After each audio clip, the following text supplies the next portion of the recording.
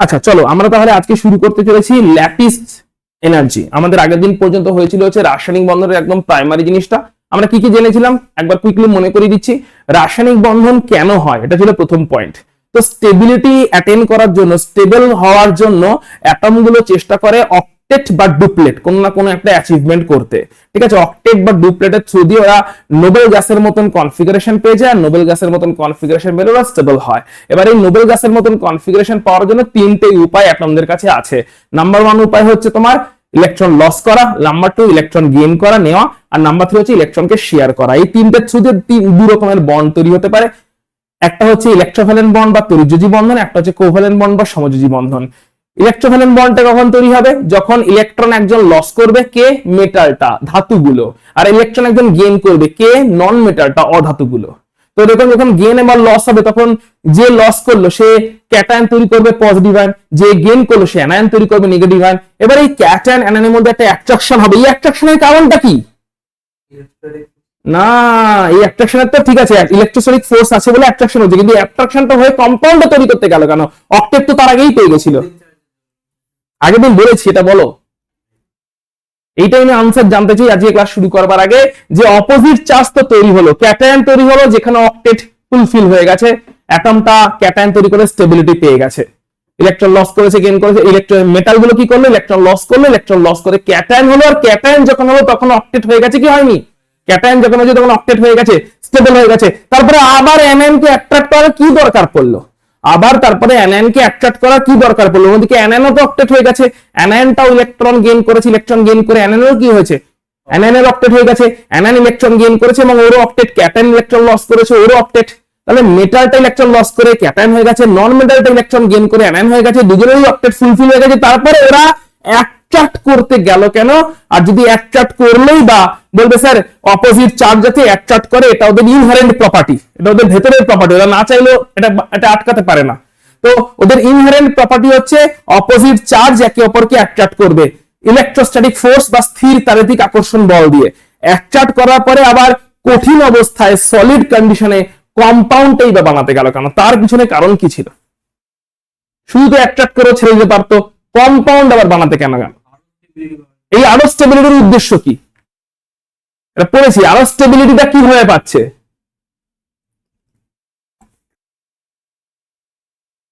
Cation তৈরি করেই মনের সুখ মিটল না, অ্যানায়ন তৈরি করেই মনের সুখ মিটল না, অক্টেট হয়েও মনের সুখ মিটল না, আরো স্টেবিলিটি পাওয়ার লোভটা এলো থেকে? একদম ঠিক, আরো স্টেবিলিটি পাচ্ছে বলে ওরা অ্যাট্রাক্ট করলো, এবং আরো স্টেবিলিটি পাচ্ছে বলে ওরা অ্যাট্রাক্ট করার মাধ্যমে ওরা কি করলো? আরো স্টেবিলিটি পাওয়ার জন্য অ্যাট্রাক্ট করলো, এবং অ্যাট্রাক্ট করার মাধ্যমে ওরা বন্ড করে নিল, দিয়ে কম্পাউন্ড বানালো। এই আরো স্টেবিলিটি পেলোটা কি করে? অ্যাট্রাক্ট করাতে আরো স্টেবিলিটি পেলো কি করে? অ্যাট্রাক্ট করাতে একদিন পড়েছিলাম, তোমরা খেয়াল নেই? অ্যাট্রাক্ট করার জন্য আরো কিছুটা এনার্জি বেরিয়ে যায়, যে এনার্জিকে বলা হয় ল্যাটিস এনার্জি। তাহলে অ্যাট্রাক্ট করে যখন ওরা কেলাস তৈরি করে, অ্যাট্রাক্ট করে যখন ওরা ক্রিস্টাল তৈরি করে, অ্যাট্রাক্ট করে যখন ওরা পুরো মলিকুলটাকে কেলাস বা ক্রিস্টাল আকারে চলে আসে কঠিন অবস্থায় সলিড স্টেটে, তখন আরো কিছুটা এনার্জি বেরিয়ে যায়। এনার্জি বেরিয়ে গেলে আমরা জানি স্টেবিলিটি পাওয়া যায়। তো ওই যে এনার্জি আরো কিছুটা বেরিয়ে গেল, ওটাকেই বলেছিলাম আমরা ল্যাটিস এনার্জি। ল্যাটিস এনার্জি বেরিয়ে গেলে মলিকুলটা আরো স্টেবিলিটি পেল, মানে সব থেকে লেস স্টেবল কে ছিল? অ্যাটম গুলো ছিল সব থেকে কম স্টেবল। তারপরে একটু স্টেবিলিটি কখন বাড়লো? যখন অক্টেট হলো, ওরা ক্যাটায়ন অ্যানায়ন হলো।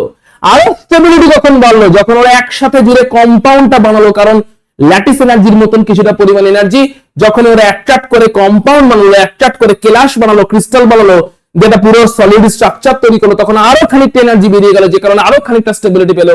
যে এনার্জি বেরিয়ে গেল তাকেই বলা হয়েছিল ল্যাটিস এনার্জি। ক্লিয়ার? মাথায় ঢুকেছে যে কেন আবার অ্যাট্রাকশনটা করতে গেল অক্টেটেই থেমে না থেকে? বেশ, ল্যাটিস এনার্জির ডেফিনেশন দিয়ে দিচ্ছি। দুরকম ভাবে ল্যাটিস এনার্জিকে ডিফাইন করা যায়, ভালো করে দেখবে। এটা হচ্ছে ক্যাটায়ন, এখানে অক্টেট আছে কি নেই? অবশ্যই অক্টেট অ্যাচিভ হয়ে গেছে, ক্যাটায়ন একটা তৈরি হতে লিখতে থাকবে সঙ্গে সঙ্গে। সো এখানে আছে ক্যাটায়ন যার অক্টেট অলরেডি অ্যাচিভ হয়ে গেছে, এখানে আছে অ্যানায়ন, এরও অক্টেট অলরেডি অ্যাচিভ হয়ে গেছে। তো ক্যাটায়নের অক্টেট অ্যাচিভ, ক্যাটায়নটার অক্টেট অ্যাচিভ হয়ে গেছে, অ্যানায়নটারও অক্টেট অ্যাচিভ হয়ে গেছে, দুজনেই মোটামুটি স্টেবল। কিন্তু দুজনে তারপরে আবার অ্যাট্রাকশন করলো, অ্যাট্রাকশন করার জন্য কিছুটা এনার্জি আরো বেরিয়ে গেল। এই যে এনার্জিটা বেরিয়ে গেল এটাকেই বলা হচ্ছে ল্যাটিস এনার্জি। যেহেতু এনার্জি বেরিয়ে গেল এর সাইন হবে নেগেটিভ, যেহেতু এনার্জি বেরিয়ে গেল এর সাইন হবে নেগেটিভ। এনার্জি বেরিয়ে গেলে আমরা জানি নেগেটিভ সাইন হয়ে থাকে। কিছুটা এনার্জি আরো বেরিয়ে গেল যখন এই সলিড ক্রিস্টাল কম্পাউন্ডটা তৈরি হলো, তাহলে এটা তৈরি হয়ে গেল একটা সলিড ক্রিস্টাল, কঠিন কেলাস, একটা কঠিন কেলাস বা একটা সলিড ক্রিস্টাল তৈরি হয়ে গেল, দিয়ে পুরোটা একটা আয়নিক কম্পাউন্ড তৈরি হয়ে গেল। আয়নিক কম্পাউন্ডের বা তড়িৎ যৌগ তৈরি হয়ে গেল, আয়নীয় যৌগ তৈরি হয়ে গেল, এবং তার মাধ্যমে যে সলিড একটা ক্রিস্টাল তৈরি হয়ে গেল, এর ফলে আরো কিছুটা এনার্জি বেরিয়ে গেছে।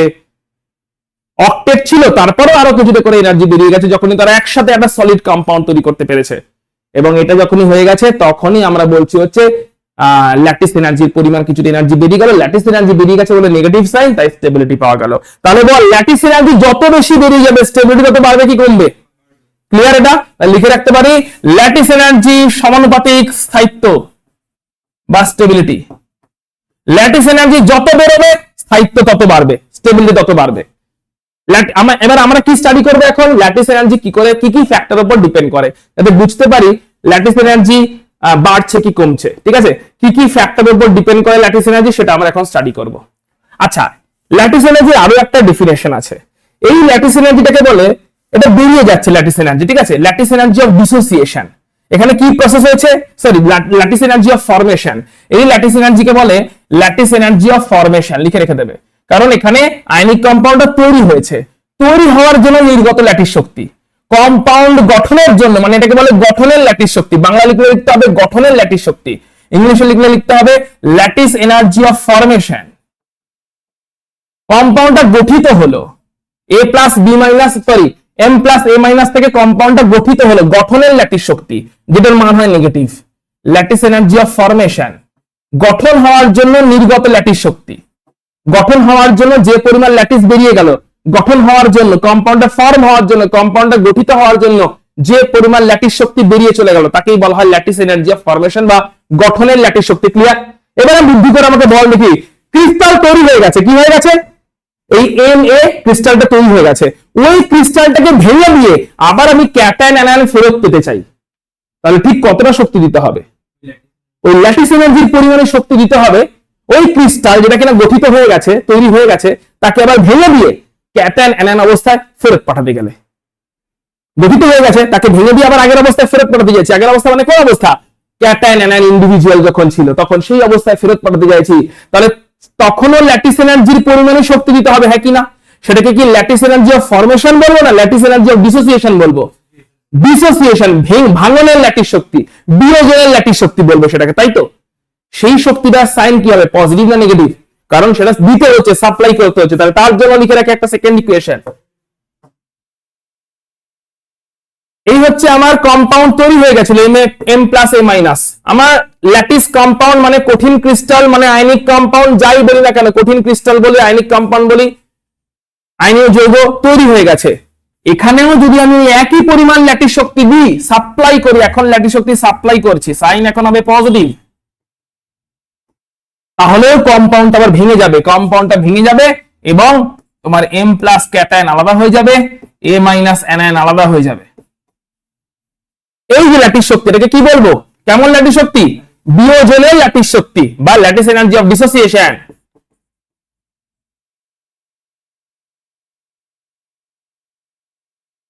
বিয়োজনের ল্যাটিস শক্তি বা ল্যাটিস এনার্জি অফ ডিসোসিয়েশন বলবো এটাকে আমরা। Correct? Yes or no? Lattice energy of কি বলবো? ল্যাটিস এনার্জি অফ ডিসোসিয়েশন, বিয়োজনের ল্যাটিস শক্তি। এই দুটো শক্তির মান সমান কি নয়? কিন্তু চিহ্ন সাইন অপোজিট, মান একই। গঠনের সময় ঠিক যতটা এনার্জি বেরিয়ে যাবে, ভাঙতে গেলে ঠিক অতটা এনার্জি সাপ্লাই করতে হবে। গঠনের সময় যত এনার্জি বেরিয়ে যাবে, ওটাকে ভাঙতে গেলে অতটাই সাপ্লাই করতে হবে। মান সমান, সাইন বিপরীত। ক্লিয়ার? দুই রকমের ল্যাটিস শক্তি হতে পারে, মাথায় ঢুকেছে তো? দুই রকমের কিন্তু আমাদের ল্যাটিস শক্তি তাহলে হতে পারে। আচ্ছা, এবার ল্যাটিস শক্তি কোন কোন ফ্যাক্টরের উপর ডিপেন্ড করে লিখে নেবে। ল্যাটিস শক্তি হচ্ছে ক্যাটায়ন এবং অ্যানায়নের চার্জের প্রোডাক্ট, মাল্টিপ্লিকেশন প্রোডাক্ট, তার সঙ্গে সমানুপাতিক বা ডাইরেক্টলি প্রপোর্শনাল, এবং ক্যাটায়ন আর অ্যানায়নের মধ্যে ডিসটেন্স, তার সঙ্গে ব্যস্তানুপাতিক বা ইনভার্সলি প্রপোর্শনাল। লিখে নেবে। একবার জাস্ট তাকা, একবার তাকা, লজিকটা বুঝে নি। ধর ক্যাটায়নটা চার্জ অনেক বেশি, অ্যানায়নটা চার্জ অনেক বেশি, ওদের মধ্যে অ্যাট্রাকশন বেশি হবে কি কম হবে? দুজনেরই চার্জ বেশি, ক্যাটায়নের চার্জ বেশি, অ্যানায়নের চার্জ বেশি। অ্যাট্রাকশন কি হবে? অ্যাট্রাকশন বেশি হলে স্টেবল কমপ্লেক্স তৈরি হবে কি হবে না? স্টেবল কমপ্লেক্স তৈরি হয় মানে ল্যাটিস শক্তি অনেকটা বেরোচ্ছে না অল্প বেরোচ্ছে? ল্যাটিস শক্তি ততই বাড়বে যত চার্জ গুলোর অ্যামাউন্ট বাড়বে। ওই চার্জ গুলোর প্রোডাক্টের সঙ্গে মাল্টিপ্লিকেশন প্রোডাক্টের সঙ্গে ল্যাটিস শক্তি ডাইরেক্টলি প্রপোর্শনাল, সমানুপাতিক। ক্লিয়ার? এবার বল ক্যাটায়ন অ্যানায়নের মধ্যে অনেক ডিসটেন্স আছে, ডিসটেন্স থাকলে ওদের মধ্যে অ্যাট্রাকশন বেশি না কম? ক্যাটায়ন অ্যানায়নের ডিসটেন্স আছে, অ্যাট্রাকশন কম। অ্যাট্রাকশন কম হলে কম্পাউন্ড স্টেবল কি আনস্টেবল? আনস্টেবল। কম্পাউন্ড স্টেবল হতে পারছে না, তার মানে তখন কি হবে? দূরত্ব, ডিসটেন্স যত বেশি তত তোমার ল্যাটিস শক্তি কমছে, স্টেবল হচ্ছে না, স্টেবিলিটি কমছে। মানে আমরা বলতে পারি তাহলে এর আগে একটা পয়েন্ট দিতে পারি, স্থায়িত্ব বা স্টেবিলিটি। মানে স্থায়িত্ব পেতে গেলে কি করতে হবে? ল্যাটিস শক্তি বাড়তে হবে। ল্যাটিস শক্তি বাড়তে গেলে কি করতে হবে? চার্জ অফ দ্য আয়ন্স, তবে প্রোডাক্ট তার সঙ্গে সমানুপাতিক হতে হবে, আর ডিসটেন্স বিটুইন দ্য আয়ন্স তাদের সঙ্গে ব্যস্তানুপাতিক হবে, ইনভার্সলি প্রপোর্শনাল হবে। তাহলে এটা লিখছে কি? এটা লিখছে হচ্ছে multiplication product of ionic charges by distance between the ions. Multiplication product of the ionic charges by distance between the ions. আয়নগুলো চার্জের মাল্টিপ্লিকেশন প্রোডাক্ট বাড়লে ল্যাটিস শক্তি বাড়বে, স্থায়িত্ব বাড়বে, স্টেবিলিটি বাড়বে। আর ডিসটেন্স বাড়লে ল্যাটিস শক্তি কমবে, স্থায়িত্ব কমবে। ফ্যাক্টর দুটো ক্লিয়ার। এবার এই দুটো ফ্যাক্টরের উপর দেখতে হবে কোন কম্পাউন্ড স্টেবল, কোন compound unstable.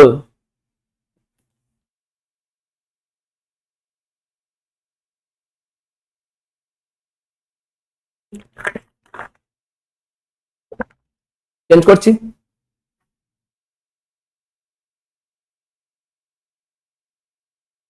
by distance between the ions.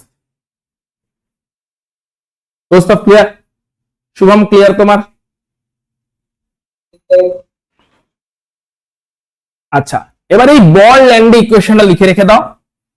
এই ইকুয়েশনটা লেখার আগে একটা জিনিস দেখে না, পুরো ইকুয়েশনটা। একটু আগে আমরা বললাম না একটা ফ্যাক্টর কি, প্রোডাক্টের সঙ্গে ডাইরেক্টলি প্রপোর্শনাল আর ডিসটেন্সের সঙ্গে ইনডাইরেক্টলি প্রপোর্শনাল।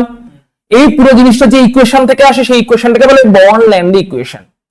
যে প্রোডাক্ট গুলো, চার্জ গুলোর প্রোডাক্ট গুলোর সঙ্গে ডাইরেক্টলি প্রপোর্শনাল, চার্জ গুলোর মাল্টিপ্লিকেশন প্রোডাক্ট তার সঙ্গে ডাইরেক্টলি প্রপোর্শনাল, আর ডিসটেন্সের সঙ্গে ইনভার্সলি প্রপোর্শনাল, এটা আসে যে ইকুয়েশন থেকে তাকে বলে বল ল্যান্ড ইকুয়েশন। ইকুয়েশনটা লিখে নাও, এই ইকুয়েশন লিখে নাও। ইকুয়েশন লেখার সময় ভালো করে দেখো, একটা ফ্যাক্টর আছে Z plus into Z minus, একই না? Z plus into Z minus. তাহলে জেড প্লাসটা কি? জেড প্লাসটাই হচ্ছে ক্যাটায়নের চার্জ, আর জেড মাইনাসটা কি? জেড মাইনাসটা হচ্ছে অ্যানায়নটার চার্জ। তাহলে এখানে কি আছে? Z plus into Z minus আছে কিনা? তাহলে Z plus into Z minus মানেই হচ্ছে আয়নগুলো চার্জের গুণফল বা মাল্টিপ্লিকেশন প্রোডাক্ট, তার সঙ্গে ল্যাটিস এনার্জি ডাইরেক্টলি প্রপোর্শনাল। আর নিচে আছে একটা আর, আরটা কি? ডিসটেন্স, নট দ্য রেডিয়াস, ঠিক আছে? ডিসটেন্স। আরটা কি? আরটা হচ্ছে distance between cation and anion, দূরত্ব, distance between cation and anion. এই ইকুয়েশনটা লিখে রেখে দাও। ইকুয়েশনটা অনেক সময় এক্সামে জাস্ট ইকুয়েশনটা লিখতে বলে বা ইয়ে করতে বলে, ঠিক আছে? এটাকে বলে বল ল্যান্ড ইকুয়েশন। বল ল্যান্ড ইকুয়েশন, যে ইকুয়েশনটা থেকে আমরা বুঝতে পারি ল্যাটিস এনার্জি কোন কোন ফ্যাক্টরের উপর ডিপেন্ড করে। তাহলে এই দুটো বাদ দিয়ে চার্জ গুলো জেড প্লাস, জেড মাইনাস আর ডিসটেন্স, এরা বাদ দিয়ে বাকিরা সবাই কনস্ট্যান্ট। কি কি কনস্ট্যান্ট? সব কনস্ট্যান্ট। এটা হচ্ছে কি? মেডেলাং কনস্ট্যান্ট, ঠিক আছে? সবই এগুলো কনস্ট্যান্ট। এনটা হচ্ছে Avogadro number, Avogadro number. N K বলে বর্ন এক্সপোনেন্ট, সবই এগুলো কনস্ট্যান্ট, লিখে রেখে দিও। আর ই তো ইলেকট্রনের চার্জ, ওটা তো কনস্ট্যান্টই। ই হচ্ছে ইলেকট্রনের চার্জ, ওটা তো কনস্ট্যান্টই। তাহলে বাকি টার্ম গুলোর মানে লিখে রেখে দিও এবং এরা কনস্ট্যান্ট সেটা মেনশন করে নিও। এ কে বলে ম্যাডেলাং কনস্ট্যান্ট, MADELUNG, ম্যাডেলাং কনস্ট্যান্ট, ওটাও কনস্ট্যান্ট। ক্যাপিটাল এনটা হচ্ছে তোমার অ্যাভোগাড্রো নাম্বার, ওটাও কনস্ট্যান্ট। স্মল এন ওটাকে বলে বর্ন এক্সপোনেন্ট, ওটাও কনস্ট্যান্ট। এবং তোমার ইটা হচ্ছে ইলেকট্রনের চার্জ, এটাও কনস্ট্যান্ট। খালি কাদের কাদের উপর ল্যাটিস শক্তি নির্ভর করছে? জেড প্লাস, জেড মাইনাস আর R. Z plus into Z minus, এই ফ্যাক্টরটা যত বেশি হবে আর আর যত কম হবে তত ল্যাটিস শক্তি বাড়বে। ল্যাটিস শক্তি বাড়লে স্টেবিলিটি বাড়বে। তাহলে আরটা কি লিখে নিও, জেড প্লাস জেড মাইনাস কি লিখে নিও, আর বাকি ফ্যাক্টর গুলোর নামও লিখে নিও সবকটা। তাড়াতাড়ি হাত চালিয়ে লিখে নাও।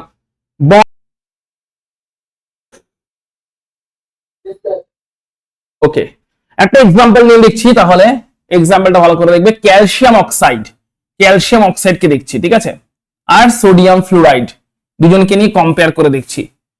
ক্যালসিয়াম অক্সাইড, এখানে বল ক্যালসিয়ামের চার্জ কত? +2, অক্সিজেনের চার্জ কত? -2। তাহলে Z plus into Z minus, এই ভ্যালুটা কত? অনলি যদি ম্যাগনিটিউড নিই, প্লাস মাইনাস কে নিচ্ছি না, অনলি ম্যাগনিটিউড, 2 × 2 দ্যাট ইজ 4 আসছে। অনলি ম্যাগনিটিউড কে নিলে 2 × 2 কত আসছে? 4 আসছে। তাহলে এখানে Z প্লাস Z মাইনাস এর ভ্যালুটা হলো 4। অন্যদিকে সোডিয়াম ফ্লুরাইড NaF, সোডিয়াম আছে +1 এ, ফ্লুরিন আছে -1 এ, কারেক্ট? তাহলে এখানে Z plus into Z minus, এই ফ্যাক্টরটা কত আসছে? এখানে আসছে হচ্ছে 1 × 1 দ্যাট ইজ 1, কারণ ক্যাটায়নটাও হচ্ছে +1 অ্যানায়নটাও হচ্ছে -1, অনলি ম্যাগনিটিউড নিচ্ছি, তাহলে 1। এবার বল দুজনের মধ্যে Z প্লাস Z মাইনাস কার বেশি? তাহলে Z plus into Z minus এই ফ্যাক্টরটা কার জন্য বেশি? ক্যালসিয়াম অক্সাইডের জন্য বেশি দেন সোডিয়াম ফ্লোরাইড। তাহলে কার ল্যাটিস এনার্জি বেশি? তাহলে ল্যাটিস এনার্জি হচ্ছে ক্যালসিয়াম অক্সাইডের বেশি দেন সোডিয়াম ফ্লোরাইড। তাহলে কার স্টেবিলিটি বেশি? ক্যালসিয়াম অক্সাইডের স্টেবিলিটি বেশি। এরকম করে স্টেবিলিটি কম্পেয়ার করতে হবে আমাদের বিভিন্ন কম্পাউন্ড গুলোর মধ্যে। তাহলে Z প্লাস Z মাইনাস যার বেশি, ল্যাটিস এনার্জিও তার বেশি, স্টেবিলিটিও তার বেশি। Z প্লাস Z মাইনাসটা কেমন করে দেখতে হবে? মাথায় ঢুকেছে? ক্যাটায়নটার চার্জ দেখতে হবে, অ্যানায়নটার চার্জ দেখতে হবে, দিয়ে ওদের মাল্টিপ্লিকেশন প্রোডাক্টটাকে ফলো করতে হবে। ওদের মাল্টিপ্লিকেশন প্রোডাক্টটা যার বেশি, ক্যাটায়ন অ্যানায়নের চার্জ হচ্ছে +2 -2, তাহলে 2 2 করে চার্জেস আছে, তাহলে 2 × 2 4। এখানে +1 -1 1 1 করে চার্জেস আছে, তাহলে 1 × 1 1। তাহলে যেখানে চার্জেস বেশি, চার্জেস গুলোর মাল্টিপ্লিকেশন বেশি, চার্জেস গুলোর গুণফল বেশি, সেইখানেই হচ্ছে ল্যাটিস শক্তি বেশি, সেইখানেই স্থায়িত্ব বেশি। সেই ক্রিস্টাল হচ্ছে স্ট্রং ক্রিস্টাল। কোন ক্রিস্টালটা তাহলে বলবো স্ট্রং ক্রিস্টাল? ক্যালসিয়াম অক্সাইড না সোডিয়াম ফ্লুরাইড? কে স্ট্রং ক্রিস্টাল? ক্যালসিয়াম অক্সাইড হবে স্ট্রং ক্রিস্টাল। কোনো ডাউট আছে? Very good. চল আরেকটা এক্সাম্পল দেখছি, ভালো করে দেখবি। পটাশিয়াম ফ্লোরাইড আছে আর সোডিয়াম ক্লোরাইড আছে, ভালো করে দেখবি। Potassium fluoride +1 -1, sodium chloride +1 -1। এখানে বল চার্জ দিয়ে কি বুঝতে পারবো যে কে বেশি চার্জ, কার কোথায় ল্যাটিস এনার্জি আছে? কারণ দুটোই +1 -1 ফ্যাক্টরে আছে। তাহলে এখানে কোন ফ্যাক্টর দিতে হবে? ডিসটেন্স, ক্যাটায়ন অ্যানায়নের মধ্যে ডিসটেন্স, এই ফ্যাক্টর দেখতে হবে। সো ডিসটেন্স ফ্যাক্টর কি বলছে দেখো, ডিসটেন্স ফ্যাক্টর বলছে, ধরো ফর এক্সাম্পল বা এই যে KF এর সঙ্গে KI কে কম্পেয়ার করেছে, সরি KF এর সঙ্গে NaCl কে করেনি, KF আর KI কে কম্পেয়ার করেছে। তাহলে KF আর KI, এনিওয়ে এটাও +1 -1ই আছে।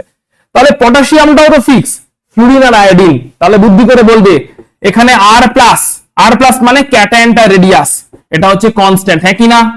কারণ ক্যাটায়নটা তো K+, তাহলে ক্যাটায়নটার রেডিয়াস R+, এটা কনস্ট্যান্ট, কারণ এটা তো ক্যাটায়ন K+, এটা তো ক্যাটায়ন K+, তাহলে ক্যাটায়নটার রেডিয়াস, ক্যাটায়নটার ব্যাসার্ধ যেটাকে বলছি R+, ওটা কনস্ট্যান্ট, চেঞ্জ হচ্ছে না।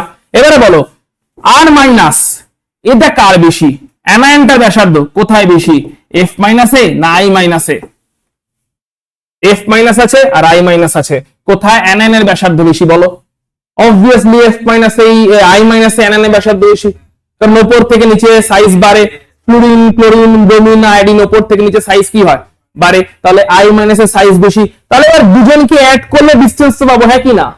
ক্যাটায়নের রেডিয়াস আর অ্যানায়নের রেডিয়াস যদি অ্যাড করি তবেই তো টোটাল ডিসটেন্স পাবো দুজনের মধ্যে, ইয়েস অর নো? এটা ক্যাটায়নের রেডিয়াস, এটা অ্যানায়নের রেডিয়াস, অ্যাড করে তো টোটাল ডিসটেন্স পাবো। তাহলে টোটাল ডিসটেন্স কার কার মধ্যে বেশি? তাহলে একটা হচ্ছে KI, একটা হচ্ছে KF, ডিসটেন্সটা কোথায় বেশি? তাহলে ডিসটেন্স হচ্ছে এই দুটো ডিসটেন্সের মধ্যে আমরা বলতে পারি যে ডিসটেন্সটা বেশি হচ্ছে তোমার KI তে, বলতে পারি কিনা? কারণ একজনের পটাশিয়াম দুটোই কমন, ফ্লুরিন আর আয়োডিন, সাইজ হচ্ছে আয়োডিনের বেশি, তাহলে পটাশিয়াম আর আয়োডিনের মধ্যে ডিসটেন্সটাও বেশি কারণ সাইজটাও বেশি। পটাশিয়াম আর ফ্লুরিনের মধ্যে ডিসটেন্সটা কম কারণ ফ্লুরিনের সাইজটা কম। এবার বল তাহলে ডিসটেন্স কার বেশি হলো, KI না KF? KF এর ডিসটেন্স বেশি, তাহলে ল্যাটিস এনার্জি কার বেশি হবে? KF এর, কারণ ল্যাটিস এনার্জি ডিসটেন্সের সঙ্গে ইনভার্সলি প্রপোর্শনাল, ব্যস্তানুপাতিক। তাহলে ল্যাটিস এনার্জি হবে ঠিক উল্টো, ল্যাটিস এনার্জি হবে KI এর বেশি, KF এর বেশি, KI এর কম। কারণ আমরা জানি ল্যাটিস এনার্জি হচ্ছে ডিস্টেন্সের সঙ্গে, ডিস্টেন্স মানে R plus plus R minus, এটা হচ্ছে ডিস্টেন্স আমাদের, ঠিক আছে? ডিস্টেন্স হচ্ছে R plus plus R minus. R প্লাসটাকে কি বলি? R প্লাসটাকে বলি ক্যাটায়নিক ব্যাসার্ধ। R প্লাস হচ্ছে ক্যাটায়নটার ব্যাসার্ধ, ক্যাটায়নটার ব্যাসার্ধ ওটাকে বলে R প্লাস। আর অ্যানায়নটার ব্যাসার্ধকে বলে R মাইনাস।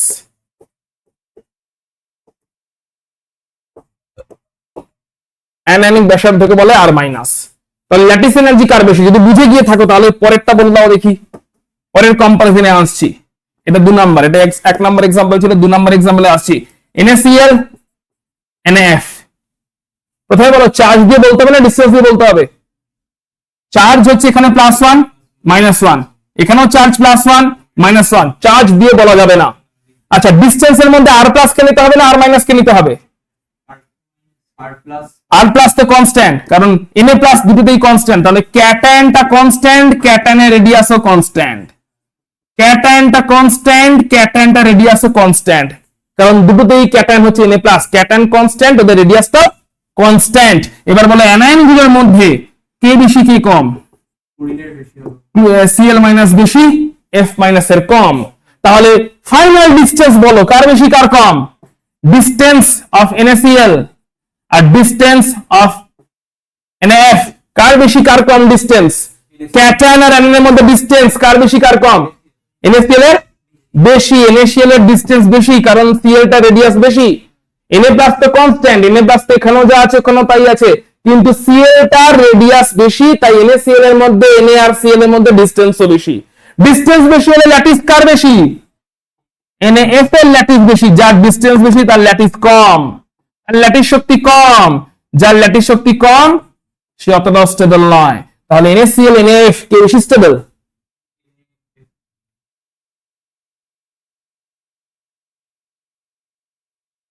NaF এর ল্যাটিস শক্তি বেশি, তাই NaF এর স্টেবিলিটি বেশি। লেখা হয়ে গেছে?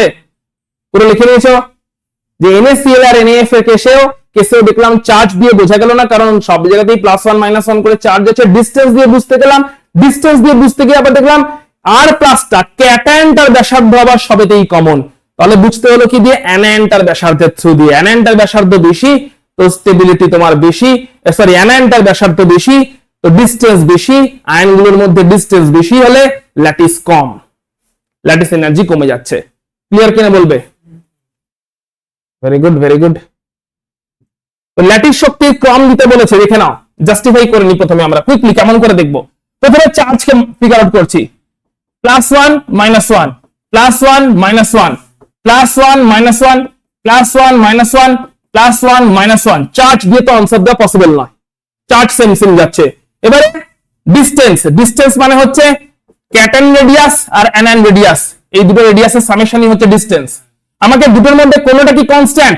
দেখতেই পাচ্ছি কনস্ট্যান্ট, অ্যানায়নটা কনস্ট্যান্ট, অ্যানায়ন কনস্ট্যান্ট, তাহলে এখানে F মাইনাস কনস্ট্যান্ট মানে তার রেডিয়াসটাও কনস্ট্যান্ট। F মাইনাস কনস্ট্যান্ট তাহলে তার রেডিয়াসটাও কনস্ট্যান্ট। কেমন করে দেখতে হবে দেখে নাও। এবারে তাহলে ক্যাটায়ন রেডিয়াসই হাতে পড়ে থাকে, ক্যাটায়ন রেডিয়াস গুলোর অর্ডার কি আগে বলে দাও। ক্যাটায়ন রেডিয়াস গুলোর অর্ডার কি? লিথিয়াম ওপর থেকে নিচে নামছে, lithium, sodium, potassium, rubidium, caesium, ওপর থেকে নিচে গ্রুপ 1 এরা কি হবে? ক্যাটায়ন রেডিয়াস আস্তে আস্তে বাড়ছে, তাহলে লিথিয়াম প্লাস, তারপরে হচ্ছে তোমার সোডিয়াম প্লাস বাড়ছে, পটাশিয়াম প্লাস বাড়ছে, রুবিডিয়াম প্লাস বাড়ছে, সিজিয়াম প্লাস বাড়ছে। তাহলে বলো ক্যাটায়নটা রেডিয়াস যে অর্ডারে বাড়ছে ওই সেম অর্ডারে ডিসটেন্সও বাড়বে কিনা? তাহলে ডিসটেন্সে চলে আসছি। ডিসটেন্স কোথায় বেশি? ক্যাটায়ন অ্যানায়নের মধ্যে ডিসটেন্স যেটা কোথায় বেশি বলো? ডিসটেন্স ওই একই সেম অর্ডারে বাড়ছে তো, তাহলে LiF এর ডিসটেন্স সবথেকে ছোট, তারপরে NaF এর ডিসটেন্স বাড়ছে, কারণ ক্যাটায়নটা সাইজ বাড়ছে তো ডিসটেন্সও বাড়ছে ওদের মধ্যে। KF এর ডিসটেন্স বাড়ছে, RBF এর ডিসটেন্স বাড়ছে, CSF এর ডিসটেন্স বাড়ছে। কারেক্ট? ডিসটেন্সের সঙ্গে ল্যাটিস এনার্জি কেমন ভাবে প্রপোর্শনাল? ইনভার্সলি প্রপোর্শনাল, উল্টো হবে। তাহলে কি হবে? ল্যাটিস কমবে। জাস্টিফাইড?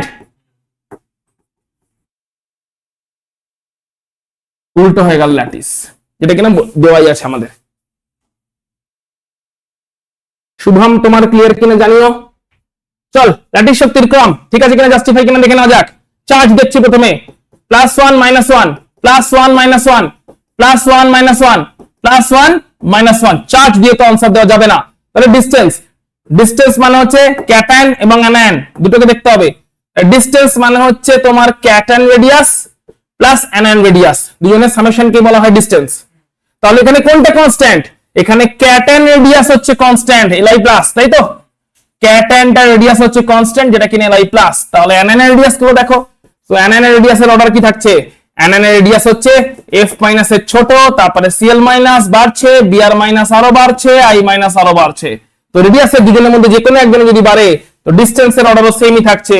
LiF এর রেডিয়াস মানে LiF এর মধ্যে ক্যাটায়ন অ্যানায়ন ডিসটেন্স ছোট, তারপরে LiCl এ ওই ডিসটেন্স বাড়ছে, আয়নস ডিসটেন্স বাড়ছে, LiBr এ আয়নের ডিসটেন্স বাড়ছে, LiI তে ডিসটেন্স আরো বাড়ছে। ডিসটেন্সের উল্টো অর্ডারে চলবে ল্যাটিস। ল্যাটিস এনার্জির অর্ডার হয়ে যাবে LiF এর সবথেকে বেশি, তারপরে LiCl, তারপরে LiBr, তারপরে LiI। ল্যাটিস কোথায় বেশি, কে কোন ক্রিস্টাল স্ট্রং কোন ক্রিস্টাল উইক ক্লিয়ার কিনা বলবে। তাহলে এবার বলো যে ক্রিস্টাল স্ট্রং সেখানে কি আমরা এক্সপেক্ট করতে পারি মেল্টিং পয়েন্টও স্ট্রং হবে? এই সব অর্ডার গুলো তাহলে একই রকম হবে। কোন ক্রিস্টাল যদি স্ট্রং হয় তাকে মেল্ট করতে বেশি এনার্জি লাগবে, তো মেল্টিং পয়েন্ট বেশি হবে। ক্লিয়ার? এইগুলো তাহলে কিন্তু এগুলো কিন্তু আলাদা করে বলছি না, এগুলো ওই কনসেপ্ট থেকেই চলে আসছে যে যখন ক্রিস্টাল স্ট্রং হবে মেল্টিং পয়েন্ট বেশি হয়ে যাবে তার। যদি বললো কোন বন্ডের ডিসোসিয়েশন এনার্জি বা বিয়োজন শক্তি বেশি হবে, যার ক্রিস্টাল স্ট্রং তারই ডিসোসিয়েশন করতে এনার্জি বেশি হবে, তারই এনার্জি বেশি হবে না। যার ক্রিস্টাল স্ট্রং হলে কি হবে ডিসোসিয়েশন করতে এনার্জি, তাহলে কার ডিসোসিয়েশন এনার্জি বেশি হবে? ডিসোসিয়েশন মানে হচ্ছে বিয়োজন। ডিসোসিয়েশন যার ক্রিস্টাল স্ট্রং তাকে বিয়োজন করতে বেশি এনার্জি লাগবে। নেক্সট কি বলছে দেখি।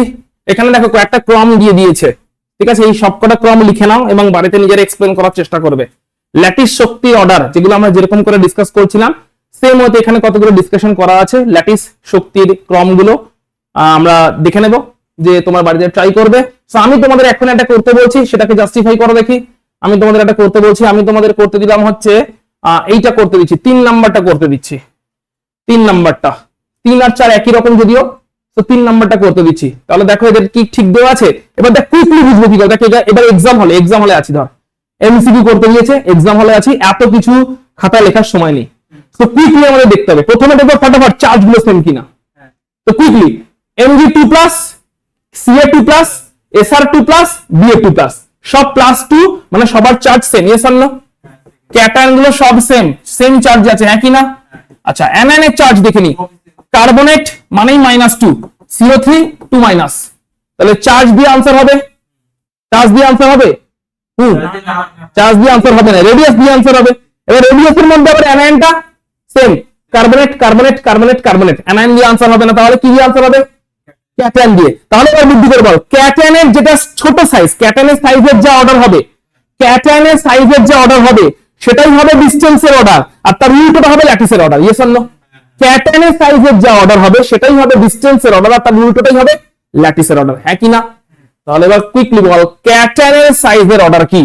ম্যাগনেসিয়াম উপর থেকে নিচে, magnesium, calcium, strontium, barium, size কি হচ্ছে? সাইজ বাড়লে ল্যাটিস কমবে। তাহলে ল্যাটিস সব থেকে বেশি কার? যার সাইজ সব থেকে ছোট, ল্যাটিস কমে যাচ্ছে। কুইকলি আনসার বেরোবে। তাহলে প্রথমে দেখতে হবে কি? সাইজ। প্রথমে দেখতে হবে চার্জ আনসার না এলে সাইজের মধ্যে একজন ফিক্স, অন্যজনকে যে ভ্যারি করছে চেঞ্জ করছে তাকে দেখতে হবে। তাহলে সাইজের যেটা অর্ডার হবে ওটাই ডিসটেন্স, আর ডিসটেন্সের যেটা অর্ডার হবে ল্যাটিস তার উল্টো। ঠিক পরেরটা এখানে বলে দাও +2 +2 +2 +2, হ্যাঁ কি না? অ্যানায়নটাও -1 ক্যাটায়ন অ্যানায়ন দিয়ে চার্জ দিয়ে তো আনসার হবে না। রেডিয়াসের মধ্যে আবার OH-টা ফিক্স, আনসার হবে না, OH দিয়ে আনসার হবে না, তাহলে খালি সাইজ দিয়ে ক্যাটায়ন দিয়ে আনসার হবে। তো যার সাইজ ছোট, magnesium, calcium, strontium, barium, size বাড়ছে তো ল্যাটিস কমছে। বলো এখানে আসলে এই কার্বনেট বা হাইড্রক্সাইড যেটা এগুলোর চার্জ কি করে দিতে পারবো? এই বাবা এগুলো যে আমাদের সেই সংকেত মুখস্থ করেছিলি না ক্লাস 8-9 এ ছোটবেলা, করেছিলি কি করিসনি? ওই সংকেত থেকে তো আসে চার্জ গুলো। যদি না করে থাকিস তাহলে আমাকে একটা কাজ করবি, আমাকে একটা মেসেজ করে মনে পড়ে, আমি একটা পুরো চার্ট আছে, লিস্ট আছে, এটা ক্লাস 7-8 এর লিস্ট, ঠিক আছে? এই লিস্টটা দিয়ে দেবো যে কেমন করে কোন ক্যাটায়নের চার্জ কত, কোন অ্যানায়নের চার্জ কত, এরকম ক্রিস ক্রস মেথড করেছি কি করেছি যে সংকেত বের করার জন্য। ধর ফর এক্সাম্পল ম্যাগনেসিয়ামের চার্জ হচ্ছে +2 আর নাইট্রোজেনের চার্জ হচ্ছে -3, তাহলে সংকেত হবে যোজ্যতা বা ভ্যালেন্সি জানা থাকলে এখান থেকে এরকম করে সংকেত বের করা যায়। এগুলো করেছিস কি করিসনি? 7-8 এ শেখায় তো ইউজুয়ালি, তোদের ওয়েস্ট বেঙ্গল বোর্ডে শেখায়নি? কোন ক্লাসে করেছিলি? এরকম 8এই শেখায়, তুই করিসনি কেন তাহলে? শুভম করেছিলি এরকম করে সংকেত বের করা। যে একটা কোয়েশ্চেন করেছে যে কারোর চার্জ CO3 2-, কারোর চার্জ OH-, এটা জানবো কি করে? রিভিশন করে নেবে, সেই 8 এর বই আছে না, বেঁচে দিয়েছো?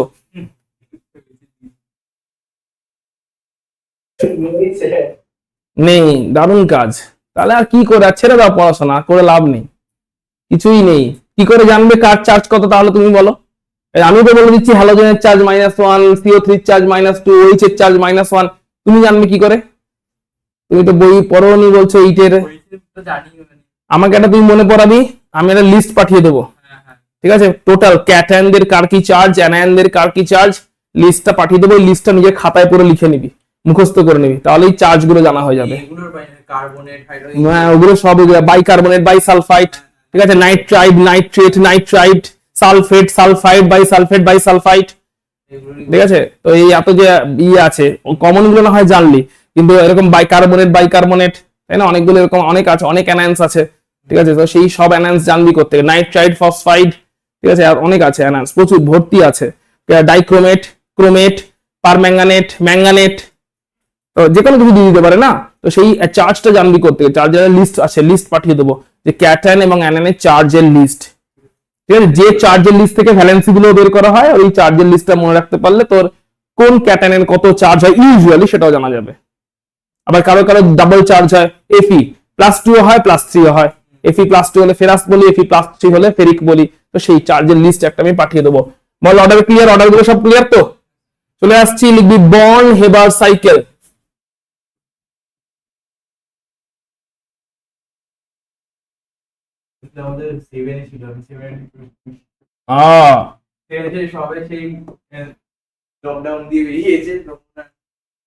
তখন আর পড়া হয়নি। লেখো heading the Born Haber cycle.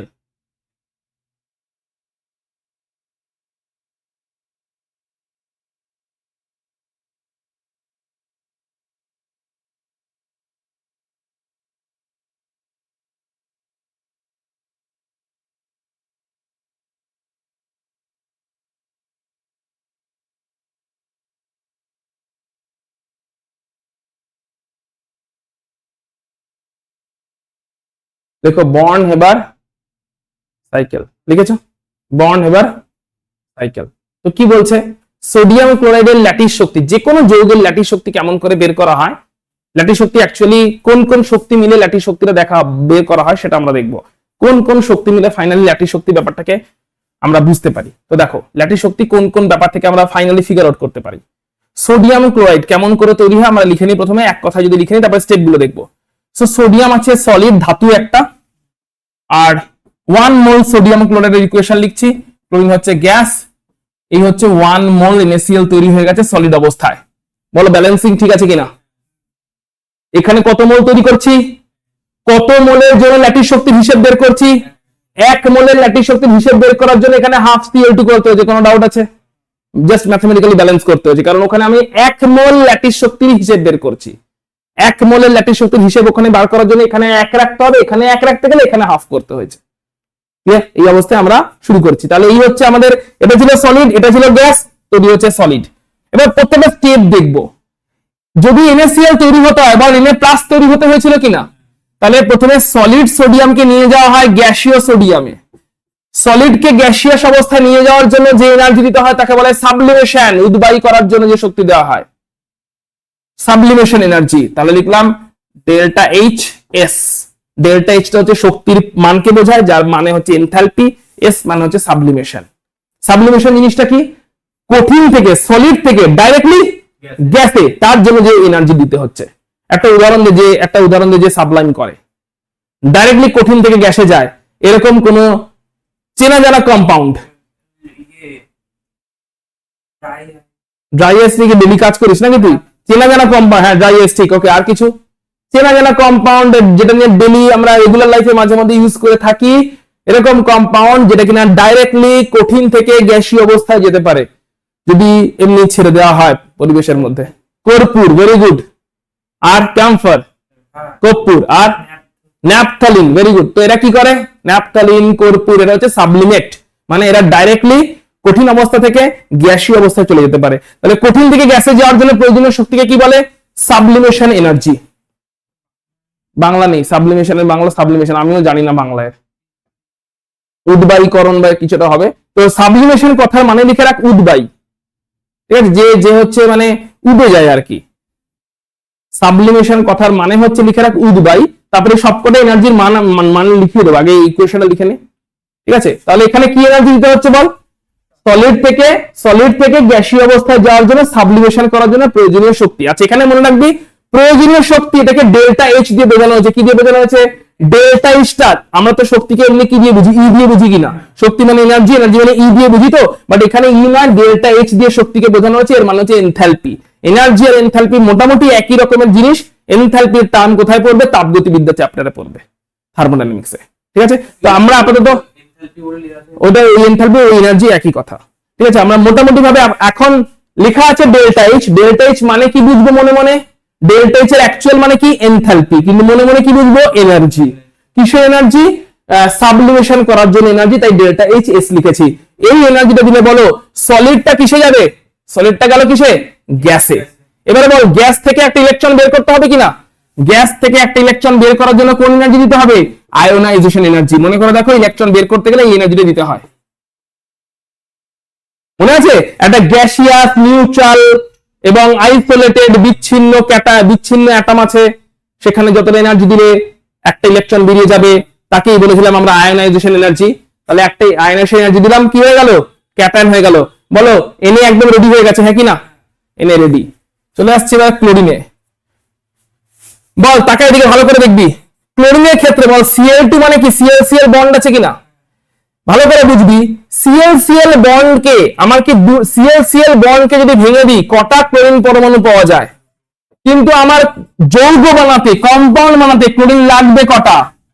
তাহলে বুদ্ধি করে বল, একটা ফুল ডিসোসিয়েশন এনার্জি বা বিয়োজন শক্তি দিলে, একটা ফুল ডিসোসিয়েশন এনার্জি বা বিয়োজন শক্তি দিলে কটা ক্লোরিন পরমাণু পাচ্ছি? তাহলে আমার লাগবে একটা ক্লোরিন পরমাণু। তাহলে কি ফুল ডিসোসিয়েশন এনার্জি লাগবে না হাফ ডিসোসিয়েশন এনার্জি লাগবে? মাথায় ঢুকেছে?